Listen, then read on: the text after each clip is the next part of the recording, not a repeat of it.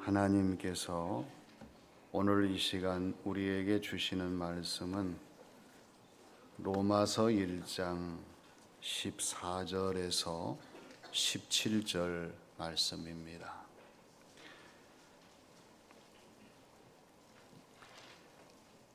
헬라인이나 야만인이나 지혜 있는 자나 어리석은 자에게 다 내가 빚진 자라.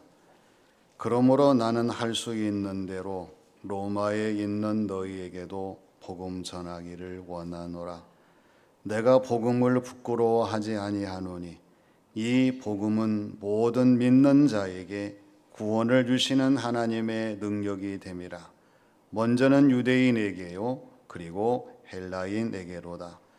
복음에는 하나님의 의가 나타나서 믿음으로 믿음에 이르게 하나니 기록된 바 오직 의인은 믿음으로 말미암아 살리라 함과 같으니라.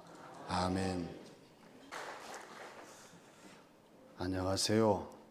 저는 점천시민교회를 섬기는 문병식 목사입니다. 선생님 혹시 보이지 않는 세계에 대해서 어떻게 생각하십니까? 보이지 않는 세계가 있을까요? 없을까요? 과학적으로 보이지 않는 세계에 대한 것을 보여주는 이론이 있습니다. 혹시 힉스 입자라고 아시나요? 여기 힉스 입자에 대한 동영상 하나가 있는데 한번 보시겠어요?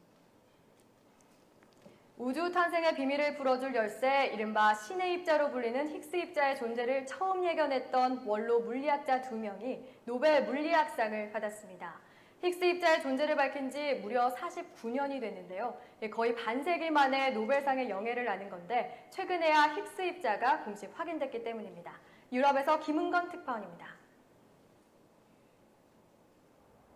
스웨덴 왕립과학원 노벨위원회가 예정 시간을 1시간 정도 넘기는 난상 끝에 올해 노벨 물리학상 수상자를 발표했습니다. 2030 Nobel Prize in Physics to Professor François Englert at Université Libre de Bruxelles, Belgique, and Professor Peter Higgs at University of Edinburgh. 노벨위원회는 이들이 원자 입자의 기원을 이해하는 이론적 메커니즘을 처음으로 제시했고 최근 유럽 입자 물리 연구소에서 그 존재가 확인됐다며 선정 이유를 밝혔습니다. 1964년 발표된 힉스 입자 가설이 거의 반세기가 지났어야 두 원로 물리학자에게 노벨상의 영예를 안겨준 것입니다. 보신 소감이 어떠신가요? 보이지 않는 세계가 없다고 말하는 것은 과학적으로도 이해가 안 되는 말입니다. 신의 입자라고 불리는 힉스 입자는 보이도록 만들어주는 보이지 않는 존재가 바로 힉스 입자입니다. 그런데 성경에 보면은 이미 하나님이 세상을 창조하실 때에 보이는 세상뿐만 아니라 보이지 않는 사후 영원한 세계를 만드신 것을 밝혀주시고 있습니다. 선생님 혹시 천국과 지옥에 대해서 아시나요? 천국과 지옥이 있다고 생각하십니까? 없다고 생각하십니까? 있다고 생각하시면은 어디를 가시겠어요? 천국 가셔야 되죠. 저희 교회에서는 하나님 나라에 대해서 하나님이 정해주는 법, 누구든지 예수님 믿으면 구원을 얻게 하시는 이 믿음의 진리에 대해서 한번 생각해 보실 수 있는 교회의 시간을 만들었어요. 9월 27일 토요일 오전 10시입니다. 우리 교회 나눔 카페에서 전도 초청의 날을 정하고 이렇게 만나 뵙는 분들을 초청하고 있습니다. 선생님, 이 초청 티켓을 드릴 터이니까 9월 27일 오전 10시에 저에게 나눔 카페로 꼭 오셔서 믿음에 대한 소중한 진리를 나누는 시간 갖도록 해주시기를 정중하게 부탁드립니다. 여러분, 이러한 전도 방법은 지금 우리 교회가 OS 전도법이라고 많은 분들에게 독려하고 익히기 위해서 애쓰고 있는 전도 방법입니다. 그리고 9월 27일 토요일 오전 10시 나눔 카페에서 이루어지는 전도 초청의 날이 우리에게 기다리고 있습니다. 이 일을 위해서 우리가 무엇을 해야 할까요? 먼저 서로 함께하는 일입니다. 오늘 말씀에서 바울 사도가 강조하는 것이 14절에서 나와요. 나는 헬라인이나 야만인이나 지혜 있는 자나 어리석은 자나 모든 사람에게 다 내가 빚진 자입니다. 이런 고백을 합니다. 아니, 바울 사도가 돈을 얼마나 많이 빌려 썼기에 그렇게 빚진 자라고 얘기할까? 여러분 오해가 되시겠지만 그게 아니에요. 바울 사도는 주님을, 복음을, 구원을 알지 못하고 행했던 자신에게 하나님의 은혜로 구원받게 하신 것을 생각할 때 이건 하나님의 은혜에 빚진 자라는 그러한 고백이 아닐 수가 없습니다. 그래서 바울 사도는 이 빚을 갚되 하나님 나라는 평생에 갚겠습니다. 매일매일 갚겠습니다. 만나는 모든 사람들, 헬라인이나 야만인이나 지혜 있는 사람이나 지식이 없는 사람이나 할 것 없이 다 갚겠습니다. 그러면서 하는 말이 그러므로 나는 할 수 있는 대로 로마에 있는 여러분들에게도 복음 전하기를 원합니다. 이렇게 오늘 말씀에서 증거하고 있는 거예요. 우리 서로 인사합니다. 우리도 빚진 자입니다. 왜 빚진 자입니까? 우리가 예수님의 은혜로 말미암아 구원을 받았으니 그 은혜의 빚진 자가 된 사실을 아무도 부정할 수가 없어요. 그러면 이 은혜를 우리가 힘입고 빚진 자가 되었음에도 불구하고 그냥 지나간다고 하면 하나님 보실 때에 얼마나 안타깝겠습니까? 우리도 바울 사도처럼 이제는 이 복음의 빛을 갚기 위해서 저희들도 열심히 주어진 모든 사명을 감당하겠습니다. 그러면서 복음을 전하는 길이 바로 빛을 갚는 하나님의 은혜에 보답하는 저와 여러분들의 신앙생활, 이 삶인 줄로 믿습니다. 여러분, 복음을 전하는데요, 그냥 전하는 것이 아닙니다. 빚진 자의 심정으로 복음을 전해야 됩니다. 불타는 심정으로 복음을 전해야 됩니다. 그리고 우리 주님의 십자가를 사랑하는 그 사랑하는 심정으로 복음을 전해야 합니다. 우리 주변에 눈을 돌려보십시오. 전도할 대상들이 얼마나 많은지 몰라요. 가족들도 전도 대상입니다. 예수님 알지 못하는 이웃들도 우리의 전도 대상자들입니다. 혹여라도 나를 찾아오는 모든 사람들, 예수님 안 믿는 사람은 다 전도 대상자들입니다. 9월 27일까지 저와 여러분들이 사람을 만나는 일에 소홀히 하지 말고 서로가 다 바울사도처럼 빚진 자의 심정으로 함께 사람을 만나시고 사람을 찾으시고 사람을 부르셔서 이 자리가 하나님 역사하시는 자리가 되도록 서로 함께하는 우리 모두가 되어야 할 줄로 믿습니다. 다음은 복음을 부끄러워하지 않는 것이에요.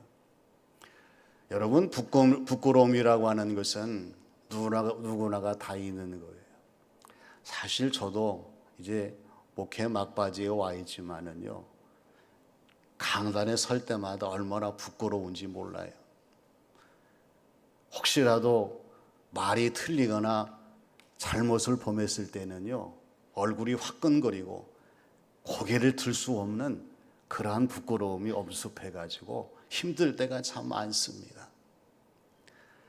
이처럼 민망하고 불편하고 얼굴이 달아오는 그 징조가 뭡니까? 부끄러운 징조예요. 이 부끄러움을 떨쳐버려야 상대를 향해서 우리가 나아갈 수가 있습니다. 복음 전파 더더욱 그렇습니다. 복음에 대한 부끄러움이 없어야, 복음이 자랑스러워야 많은 사람들에게 당당하게 복음을 전할 수가 있다는 사실을 우리가 부인할 길이 없어요. 근데 바울 사도는 복음을 부끄러워한 사람이 아닙니다. 복음을 자랑스럽게 생각한 사람이에요. 그래서 고백하는 것이 뭡니까? 16절 말씀에서 내가 복음을 부끄러워하지 아니하노니 이 복음은 모든 사람, 믿는 모든 사람들에게 구원을 주신 하나님의 능력이 됩니다. 먼저는 유대인에게요, 그리고 헬라인에게로다, 이렇게 증가하는 것을 보게 됩니다. 바울 사도가 왜 복음이 부끄럽지 않았을까요? 그것은 복음의 가치를 알았기 때문에 그렇습니다. 복음의 능력을 믿었기 때문에 그렇습니다.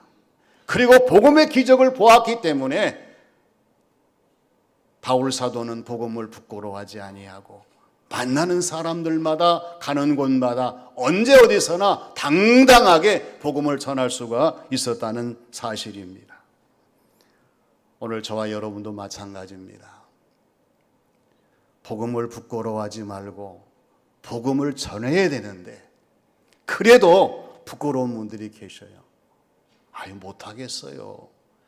그냥 복음이 자랑스럽지만 예수님 믿으세요, 교회 나오세요, 신앙생활 하세요, 하나님 나라 가세요, 이렇게 전달하기가 얼마나 쑥스러운지 모르겠어요.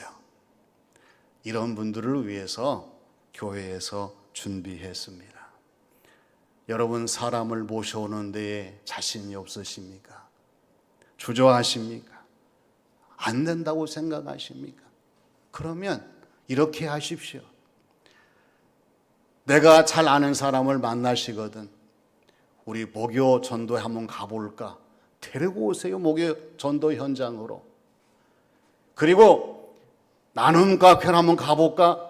나눔 카페로 데리고 오십시오. 나눔 카페에서 그 사람들에게 OS 전도법으로, 다른 전도법으로 그분의 마음을 다시 한번 열게 하도록 노력할 거예요. 그리고 교회에 연락하십시오. 그럼 교회에서 그분을 맞아들일 수 있는 모든 전도의 방법을 동원해서 그분을 만나서 복음을 전할 수 있도록 하실 겁니다. 가장 중요한 것은 저와 여러분들이 복음을 부끄러워하지 말고 복음을 자랑스럽게 여기시면서 만나는 모든 사람들에게 내가 만난 예수님, 은혜로운 신앙생활, 그리고 하나님이 기뻐하시는 교회, 이 모든 것을 전달하면서 언제나 이 복음 전하는 일에 최선을 다하는 저와 여러분들이 되어야 할 줄로 믿습니다. 마지막은 믿음의 확신을 갖는 일이에요. 한 사람 한 영혼이라도 우리가 구원해 보려고 교회에서 여러 가지 방법들을 많이 했어요. 전도 초청잔치도 해보고요, 선물도 준비해서 드려보고요. 그러나 많은 분들이 그때 와서 그냥 그 자리에서 느껴지는 흥미로 마치는 경우들이 많았음을 우리가 부인할 길이 없었습니다. 그래 고민을 합니다. 전도가 이렇게 해서 되겠는가? 이러한 전도가 계속 되어야 될 것인가? 고민 끝에 어느 날 나눔 카페에 가봤더니요, 계신 분들이 우리 교우들은 거의 없어요. 제가 알지 못하는 지역 주민들이 오셔서 커피 한 잔 드시고 차를 드시면서 아주 편안한 모습으로 함께하는 것을 보았습니다. 그래서 마음속으로 하나님께서 우리 교회에 나눔 카페를 열게 해주시고 거의 10년 이상 이 나눔 카페를 운영하게 하신 목적과 뜻이 무엇일까? 하나님, 우리 하나님께서 점천시민교회 나눔 카페 문을 열어주셔서 많은 사람들이 들어오게 하셨습니다. 그리고 카페를 통해서 점천시민교회의 문턱이 낮아지게 하셨습니다. 그리고 많은 분들이 좋은 느낌을 가질 수 있도록 하나님 허락하여 주셨습니다. 이제 이 나눔 카페를 통해서 한 영혼 전도하기를 원하오니 하나님 인도하여 주시옵소서. 그래서 만든 날이 9월 27일 토요일 오전 10시입니다. 오늘 저와 여러분들이 17절 말씀을 우리가 경청하면서 믿음으로 확신해야 됩니다. 한 번 더 읽습니다. 시작. 복음에는 하나님의 의가 나타나서 믿음으로 믿음에 이르게 하나니 기록된 바 오직 의인은 믿음으로 말미암아 살리라 함과 같으니라. 아멘. 다른 방법 없어요. 우리 하나님께서 복음에는 하나님의 의가 나타나게 하십니다. 그리고 믿음으로 믿음에 이르도록 역사하시는 하나님께서 오직 의인은 믿음으로 말미암아 살아갈 수 있도록 만들어주시는 결정적인 이날, 우리는 하나님께 기도하며 신뢰하며 나눔 카페 전도 초청의 날을 하나님께 맡기고 저와 여러분이 오직 할 일은 가서 복음을 전하는 일입니다. 서로 인사합니다. 우리가 하는 것이 아닙니다. 하나님이 하시는 것입니다. 우리는 도구일 뿐입니다. 할렐루야. 우리는 도구일 뿐이에요. 왜 우리가 먼저 그 사람 된다 안 된다 말이 그렇게 판단을 합니까? 하나님이 하시고 저는 다만 도구로 주어진 모든 사명을 감당하겠습니다. 그래서 우리 교우들 한 사람 이상은 꼭 9월 27일 나눔 카페로 오실 수 있도록 전도 쿠폰을 전해주셔야 돼요. 개인이 한 사람, 그리고 구역과 기관은 3사람 이상 하셔야 됩니다. 구역 예배 모일 때마다 사람을 찾읍시다, 사람을 만납시다, 사람을 부릅시다, 소개하면서 여러분 계속해서 우리가 초청해야 됩니다. 기관도 마찬가지입니다.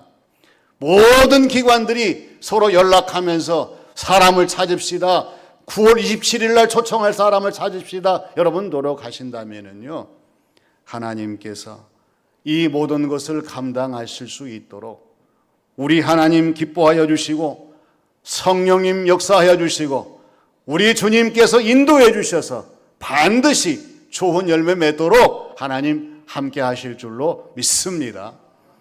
그리고 계속해서 반복적으로 이러한 전도가 우리 점천시민교회의 나눔 카페 초청의 날 전도로 자리를 잡고 한 사람, 두 사람, 세 사람, 많은 사람 영혼 구원을 얻어서 매 주일마다 하나님께 새로운 영혼을 올려드릴 수 있는 그러한 교회와 성도들의 신앙생활, 저와 여러분 우리 모두의 삶이 되어야 할 줄로 믿습니다.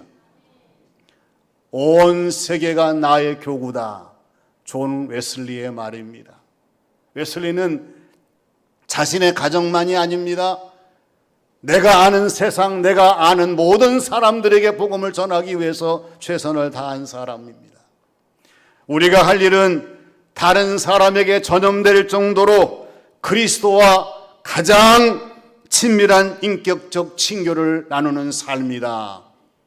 폴 투니에가 한 말입니다. 여러분, 우리가 할 일이 뭡니까? 전염 무섭지요. 코로나가 지났지만은요, 얼마나 우리가 어려움 많이 다 겪었습니까? 이러한 전염 말고 복음의 전염은 사람을 살게 하고 희망을 찾게 하기 때문에 얼마나 중요한 전염인지 몰라요. 폴 투니의 말과 같이 우리가 이제 할 일이 뭡니까? 우리의 몸에서, 삶에서, 우리의 신앙생활 속에서 하나님 원하시는 복음의 전염이 일어나 가지고요, 다른 사람들에게 전달될 만큼 우리는 예수님과 긴밀한 친교의 관계를 가지면서 신앙생활을 하게 되면 우리 하나님께서 반드시 우리의 주어진 모든 삶의 현장에서 전도의 귀한 열매를 맺게 하실 줄로 믿습니다. 따라서 합니다. 전도의 비전을 품고 전도의 명령을 따라 전도의 사명을 다하리라. 이게 오늘 저와 여러분들의 과제요 사명입니다. 우리 주님께서 메마른 저희들의 심령에 오늘 주시는 말씀을 통해서 전도의 비전을 품게 하셨습니다. 암탉이 병아리를 낳기 위해서는 알을 품어야 됩니다. 여러분, 전도의 비전을 품어야 교회가 새로운 생명을 잉태할 수가 있고요. 내 자신이 전도의 비전을 품어야만이 이 전도가 가능한 일입니다. 그리고 전도의 명령을 따라야 돼요. 나는 안돼가 아닙니다. 나는 못해가 아닙니다. 나도 감당할 거야. 주님 말씀하시는 명령에 우리가 순종하면서 따라야 되고, 그리고 전도의 사명을 다해야 됩니다. 걱정하지 마시고 마음 정하셔서 내가 할 수 있는 일은 9월 27일 날 나눔 카페로 와 보십시오. 그리고 가능하면은 OS 전도법을 통해서 동영상을 보여주며 그들에게 복음을 전하는 내용입니다. 그리고 우리가 기도하면서 많은 사람들에게 이 모든 사명을 감당할 수 있도록 서로 함께하는 일들이에요.